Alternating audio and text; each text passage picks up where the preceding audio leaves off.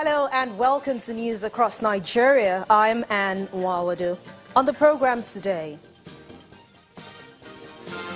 Cross River State Government seeks Nigerian Army's cooperation to secure Bekasi Deep Sea Port. Government makes doing business in Oyo State simpler.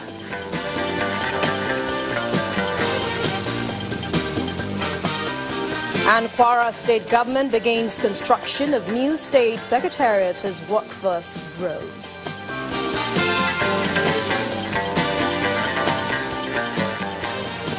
We begin in Abuja, where the protest by the concerned Nigerians group against the absence of the president has taken an unpleasant turn on the second day of the march. One of the protesters sustained injuries after police tried to disperse them with tear gas. The coalition members gathered for day 2 of their sit-out at the Millennium Park in Abuja, demanding the disclosure of President Muhammadu Buhari's health status.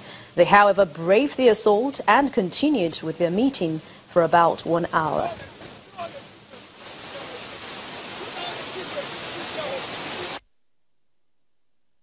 We are here to exercise our fundamental right. Area Father Charlie Boy told them that we're here to emphasize our fundamental right, and nobody's going anywhere. You know, there were over 100 and something of them with dogs and everything, and we sat down, we started singing, you know, and everything, and they started attacking us, shooting in the air, started shooting tear gas canisters at us, water cannons, and they used the dog, released the dogs on us. Somebody, you know, fainted. He's in the hospital now. He has been rushed to the hospital. They attacked everybody. The father fell down there. They were still, you know, spraying water cannons on him. And everybody, you know, a journalist from STV was even attacked. He was injured. He was dragged. They seized his camera, you know, and all that. And, you know, all what we are saying is simple. We will not stop. We just want the president to either resume or resign. You know, we are not interested in all this. We are not interested in even joining issues or engaging the government. You know, this is a government that believes in lies. We are not interested in anything. All what we want is let the president come back or resign. All right, it's turning out as a case of the hunter becoming the one hunted in Benue State, as the Miyetti Allah Cattle Breeders Association has dragged the state government to court over the enactment of the anti-grazing law. The association's move is based on their belief that the bill contradicts the freedom of movement as stipulated in the Constitution of the Federal Republic of Nigeria. Benue State Governor Samuel Ortom confirmed this development to newsmen in Makurdi, the state capital, describing it as an attempt to frustrate his peace efforts. Miyetti Allah had threatened legal action days after Governor Ortom assented to the open grazing prohibition and ranchers establishment bill. It claimed that the Fulanis are the first settlers of Benue Valley and as such original owners of Benue State. Joined in the suit are the National Assembly, Attorney General of Federation, Inspector General of Police, the Benue State House of Assembly, the Benue State Government, and the Benue Commissioner of Police. The Chief Air Staff Marshal Sadiq Abubakar has called on the troops of the Air Component Command of Operation Lafia Dole to increase their efforts in the fight against the Boko Haram. He made this appeal while on an operation visit to Yola, Adamawa State, in northeast Nigeria. The Chief of Air Staff, Air Marshal Sadiq Abubakar, arrived at the Air Component Command of Operation Lafia Dole in Yola, the Adamawa State capital, following directives from the acting president, Professor Yemi Osinbajo, that all service chiefs relocate to the northeast.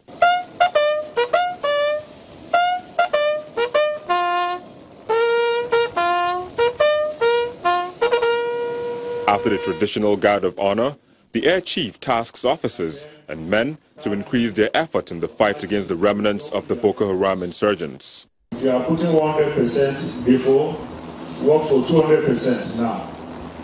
Add more so that our country can be more secure and our people can go about their businesses without any fear.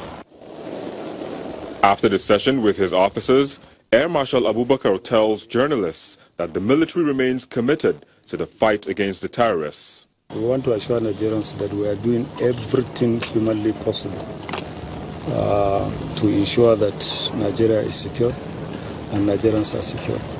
It's not possible, certainly, to have an aircraft on every inch of the land. The Zambeza forest alone is about 60,000 square kilometers. But we are doing everything humanly possible to make sure that whatever it is that we have, we are making the best out of it.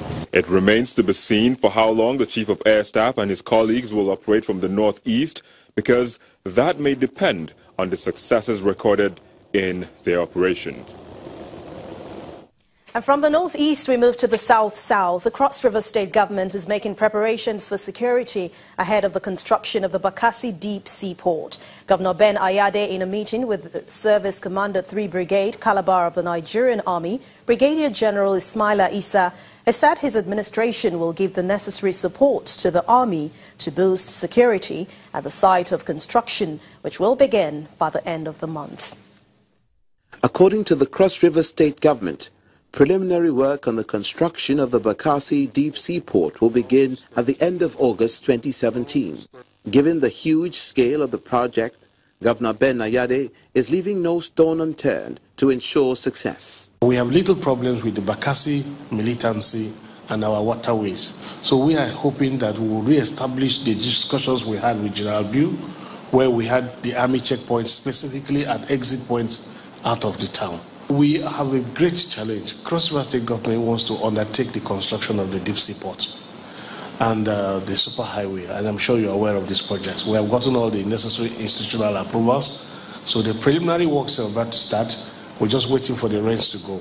These projects cannot progress without you deliberately setting up a security apparatus that can deal with our issues.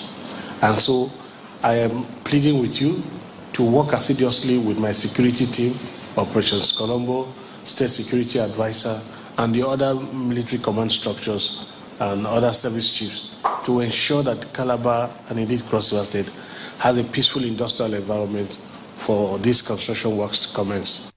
The Service Commander, 13 Brigade, Brigadier General Ismaila Issa, says the Army will play its part to ensure security. We promise to play our own part as is expected of us. But what I would say is that we provide the enabling environment for economic activities to take place. And we shall continue to perform that function. 13,000 workers, including expatriates, are expected on a daily basis on the project. And upon completion, it will in no small way have a massive impact on the Cross River State economy. Having secured the overwhelming support from both chambers of the National Assembly on the passage of the bill for local government autonomy, the Association of Local Government Employees is turning its attention to states to enlist support for the bill to be passed to law. The national chairman at a press conference in Abuja says the passage of the local government autonomy bill into law will lead to more infrastructure development across the state.